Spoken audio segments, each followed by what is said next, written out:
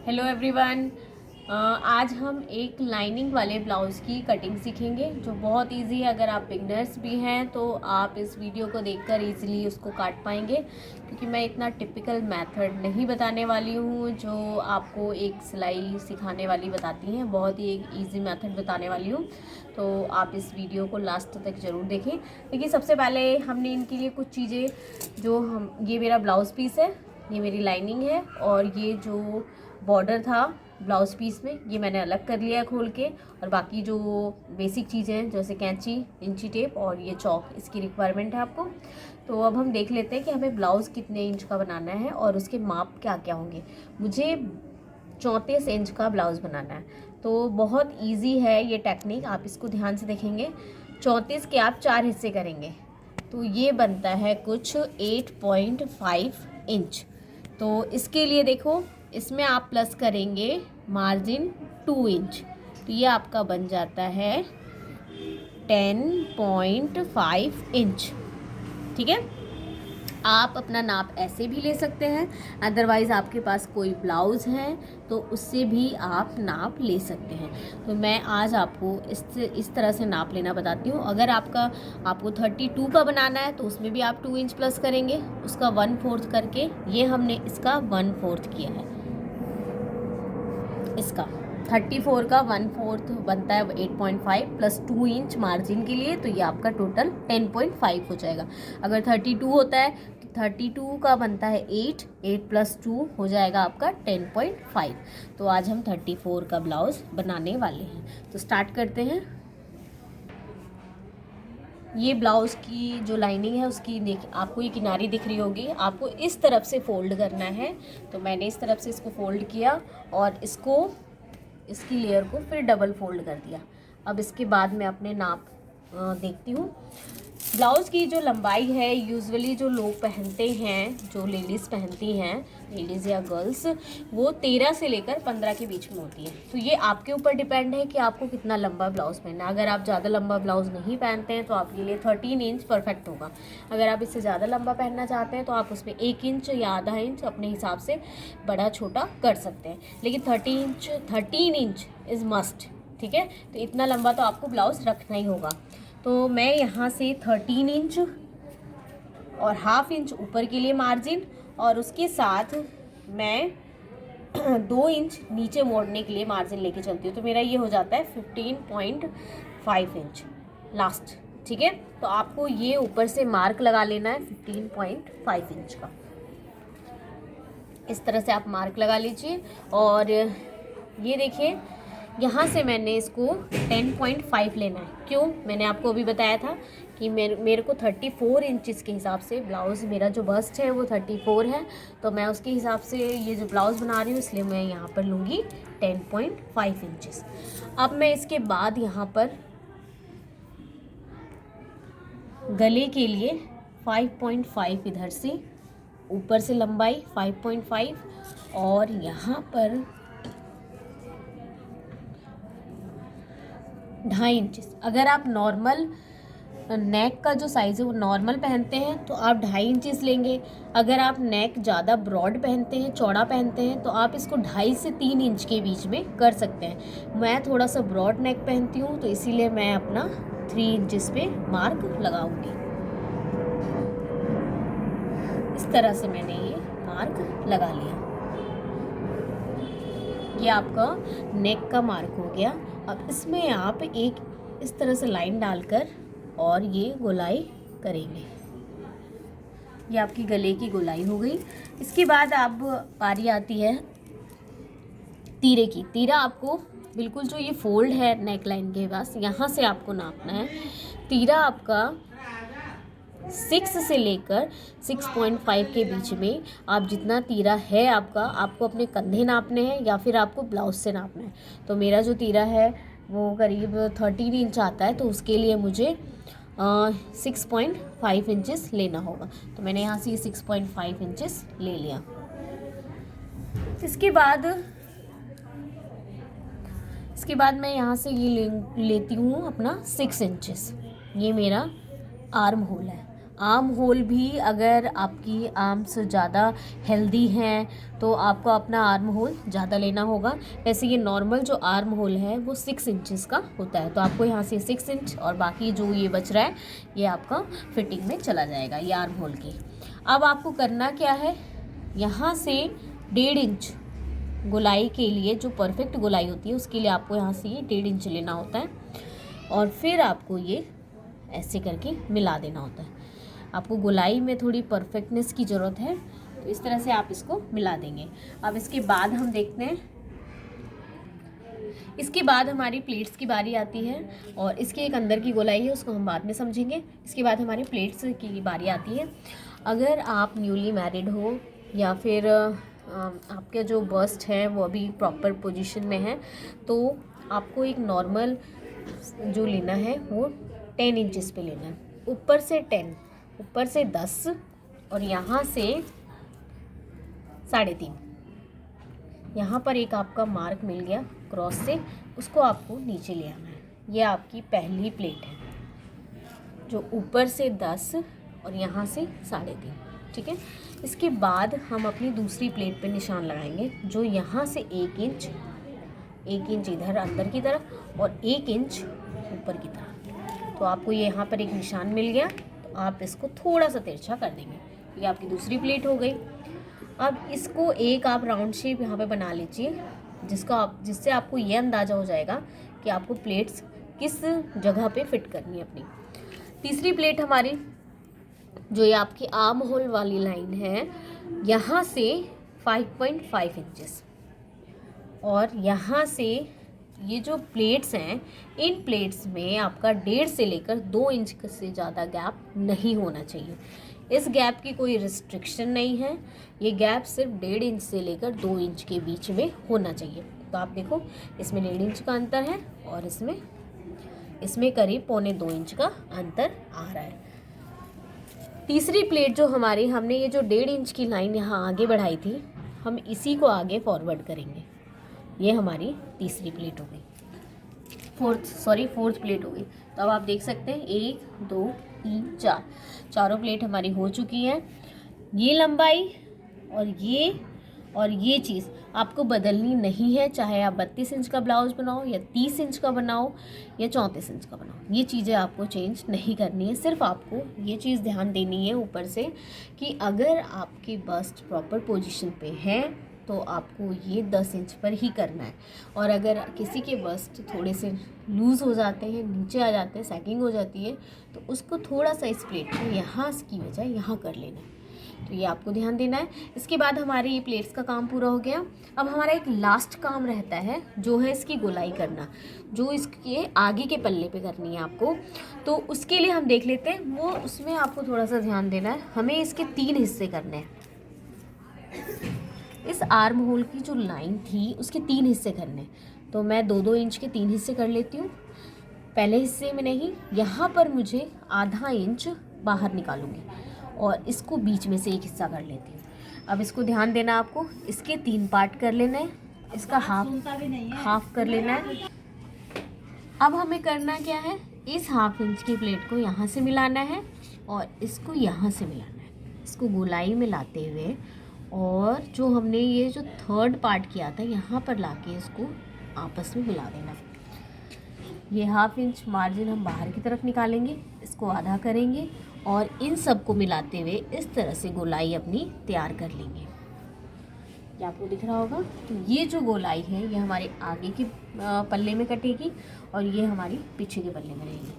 अब हमारा लास्ट एक वर्क और रहता है, जो हमारा वेस्ट कमर जो है उसकी फिटिंग। नॉर्मली आपको कुछ नहीं करना है, 1 इंच, आधा इंच से लेकर 1 इंच का आपको यहाँ पर तिरछी सी एक लाइन डाल देनी है। अगर आपकी कमर ठीक ठाक है तो आपको 1 इंच का गैप डालना है, और अगर आपकी कमर थोड़ी मोटी है तो आपको आधे इंच का गैप डालना है।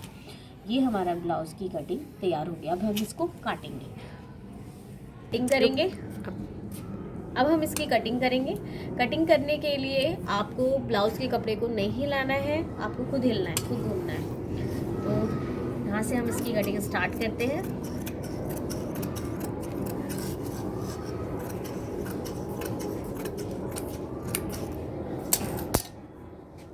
एक्स्ट्रा कपड़े को हम निकालते जा रहे हैं। अब इसके बाद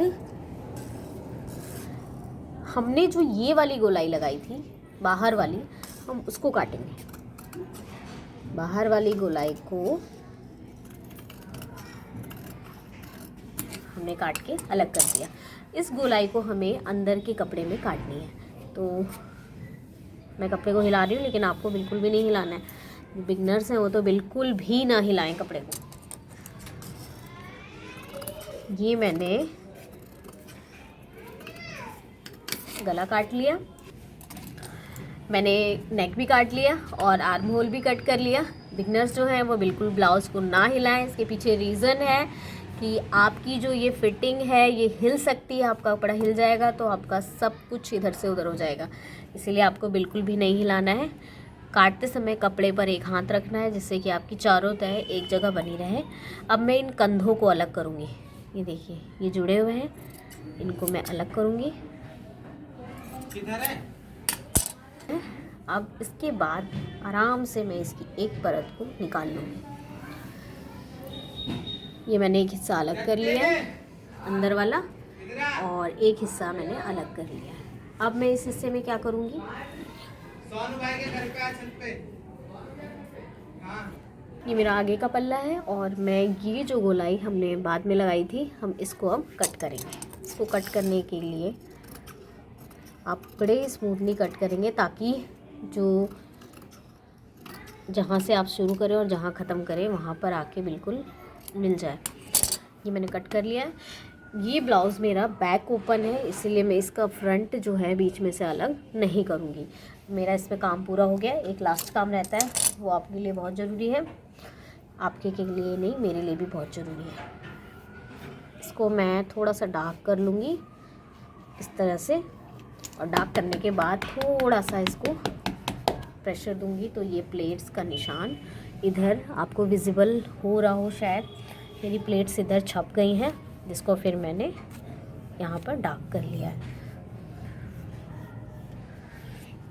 अब मुझे यहाँ पर प्लेट्स फिर से नापने की ज़रूरत नहीं पड़ेगी, और ये मेरी प्लेट्स दोनों तरफ आ गई। अब मुझे इसको सिलना है। मेरा ये एक पल्ला तैयार हो गया। अब मेरा ये हो गया बैक वाला पल्ला। इसमें मुझे थोड़ा सा काम करने की भी ज़रूरत है।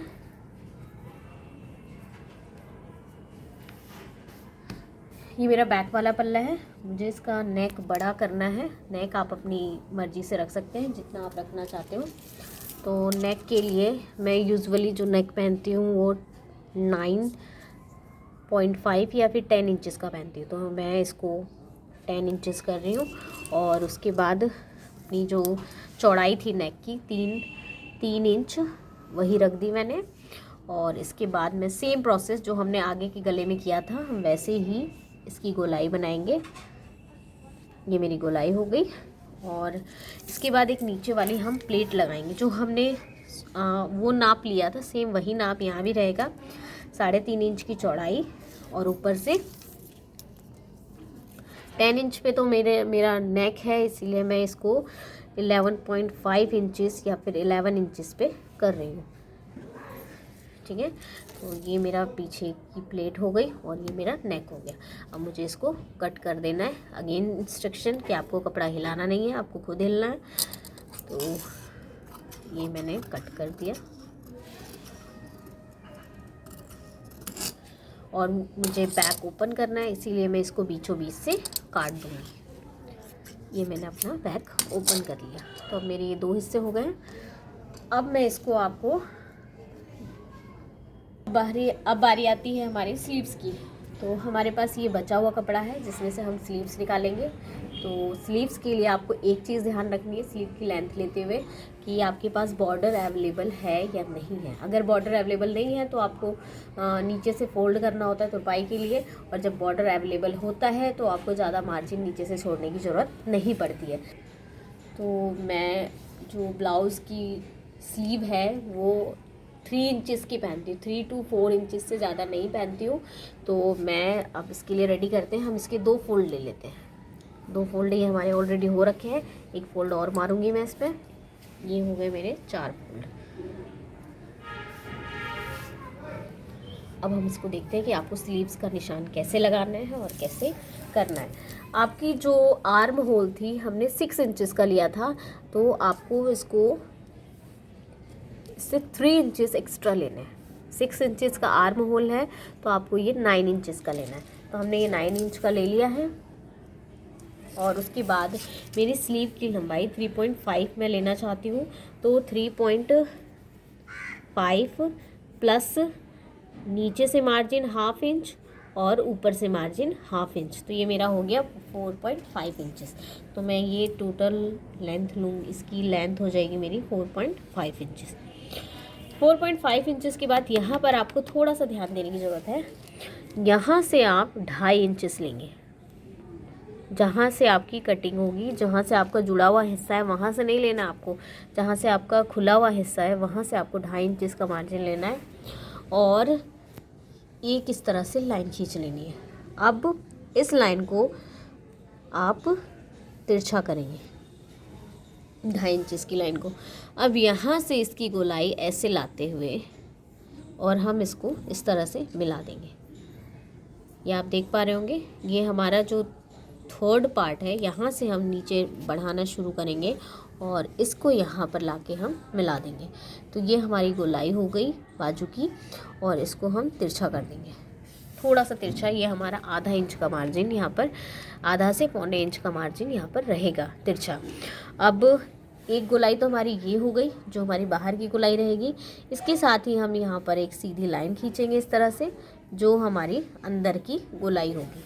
तो आपको 2 गोलाई रखनी है, जैसे हमने ब्लाउज़ के पल्ले में रखी थी, आगे वाले में पहले एक बाहर की गोलाई और आगे के लिए एक अंदर की गोलाई थी, ऐसी हमारी ये बाहर के पल्ले में लगेगी और ये वाली गोलाई जो है अंदर के पल्ले में फिट होगी।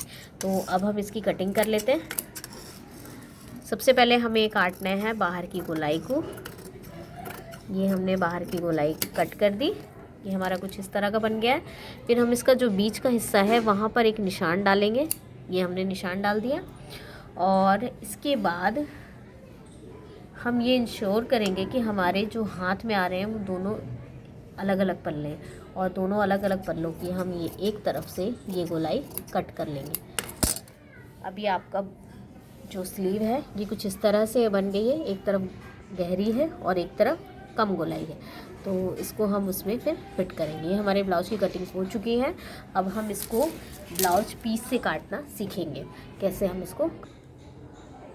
ये हमने ब्लाउज के पीस पे अपने जो हमने लाइनिंग के पार्ट्स काटे थे उसको इस पर एडजस्ट कर लिया। आपकी मर्जी है, आप थोड़ा सा ध्यान दीजिए कि क्या ऊपर नीचे जा रहा है और उसके बाद इसको एडजस्ट कर लीजिए। तो सबसे पहले मैंने इसको एडजस्ट किया। आपको थोड़ा सा ये भी ध्यान देना है कि आपके जो फ्लावर्स वगैरह हैं ये किधर की डायरेक्शन में जा रहे हैं। तो मेरे फ्लावर्स अपवर्ड डायरेक्शन में इधर जा रहे हैं, इसलिए मैंने इस पल्ले को यहाँ पर एडजस्ट कर लिया। अब मैं इसकी कटिंग कर लेती हूँ। इस तरह से मैं निशान लगा लेती हूँ। आपको थोड़ा थोड़ा मार्जिन लेके निशान लगाना है और उसको हम सिलाई के बाद हटा लेते हैं। आप इसके लिए जो सिलाई की वीडियो है वो देख सकते हैं, उससे आपको बहुत ज़्यादा क्लियर हो जाएगा। और इस तरह से आपको एक रफ़ निशान लगा लेना है मार्जिन के साथ। ये मेरा ब्लाउज़ यहाँ है और मैंने आधे इंच से लेकर 1 इंच का मार्जिन इसमें लिया है। तो अब मैं इस हिस्से को इसको हटा के इस हिस्से को कट कर लेती हूँ।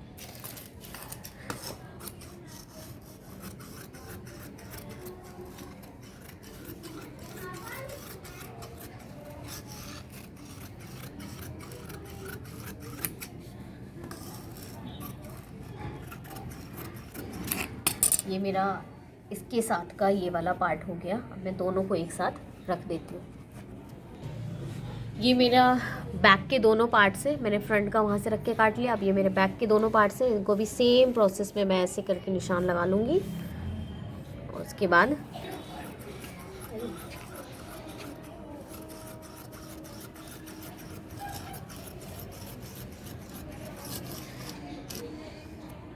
ये मैंने दोनों पार्ट्स कट कर लिए हैं और इनको मैं इधर उधर ना हो इसलिए साथ में फोल्ड करके रख देती हूँ। अब इसी तरह से हम स्लीव्स भी कट कर लेंगे अपनी। ये आपको स्लीव्स भी रख के काट लेनी है। मैंने कर लिए, ये मेरी स्लीव्स हैं और मैं इनको साथ में फोल्ड करके रख देती हूँ। स्लीव्स में आपको एक चीज़ ध्यान रखनी है, आपका जो ये गोलाई वाला पार्ट है, ये जो गहरा वाला हिस्सा है और इसका गहरा वाला हिस्सा दोनों एक तरफ आना चाहिए, ताकि ये जो आपकी बाजू है सीधी रहे। तो अब मेरा ये ब्लाउज़ कंप्लीट हो गया है। तो अब अगर आप इसको सिलना चाहते हैं तो मैंने सिलाई की वीडियो भी अपलोड करी हुई है, आप उसको ज़रूर देखें। तो और अगर आपको कुछ पूछना हो तो आप कमेंट बॉक्स में ज़रूर पूछिए और ज़रूर ट्राई करिए और मुझे बताइए कि आपका ब्लाउज़ कैसा बना। ठीक है, थैंक यू।